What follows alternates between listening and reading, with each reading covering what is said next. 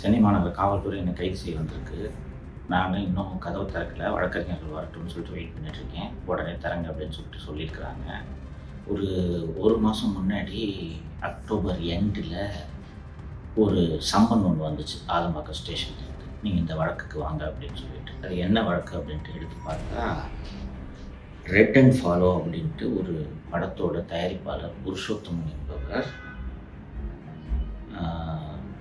27/6/2025 அன்று என்னை 30/6/2025 அன்று என்னை அலுவலகத்துக்கு வந்து பார்த்து, எனக்கு வந்து நீங்கள் என்னை பற்றி தப்பாக பேசிட்டீங்க அந்த வீடியோவில், அந்த வீடியோவில் நீக்குங்க அப்படின்ட்டு சொன்னதாகவும், நான் மாலதி அலுவலகத்தில் இருந்தவங்க எல்லோரும் சேர்ந்து அவனை அடித்து, டேய் இன்னும் 10 லட்ச ரூபா கொடுத்தா தான் வீடியோவை நீக்குவேன் அப்படின்னு சொன்னதாகவும், அவன் கையில் வச்சிருந்த ஒரு 2 லட்ச ரூபாயை புடுங்கிக்கிட்டதாகவும் ஒரு எஃப்ஐஆர் அப்படின்னு அலிகேஷன் அப்படின்றது தெரிய வந்துச்சு.